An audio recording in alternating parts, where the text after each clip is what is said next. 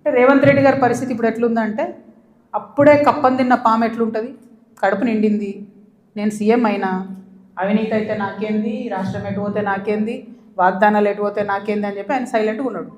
ఆయనకి ఈ బీఆర్ఎస్ పార్టీలో జరిగినటువంటి వ్యాపార లావాదేవీలకి అవుట్ రైట్గా సంబంధం ఉంది కాబట్టి వాళ్ళు సైలెంట్గా ఉంటారు.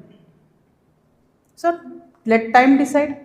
ఎప్పుడన్నా ఎవరైనా ఎంక్వైరీ చేస్తే డిసైడ్ అయితే చూద్దాం. ఏమీ కాకపోతే నాకెప్పుడో ఒకసారి టైం వస్తుందిగా, దేవుడు దయ ఉంటే నేను ముఖ్యమంత్రి అయితే కదా ఒకనాడు. ఆనాడు మాత్రం 2014 తెలంగాణ వచ్చినప్పటి నుండి ఇప్పటి వరకు అన్ని అన్యాయాల మీద నేను మాత్రం ఆరాధిస్తాను. ఎందుకంటే ఎవరు వచ్చి బయటకు వచ్చి మాట్లాడినా వాళ్ళని దబాయించాలి, వాళ్ళ మీద ఒక కేసు వేయాలి, వారిని ఏదో అనాలి, బురద చల్లాలి అని అంటే కుదరదు. నేను అట్లా ఊరుకునే వ్యక్తిని కాదు. నేను తప్పు చేస్తే నేను క్షమాపణ అడుగుతాను. నేను కోరిన క్షమాపణ జనం బాటలో ముందుకెళ్ళినప్పుడు ఎందుకు కోరిన క్షమాపణ?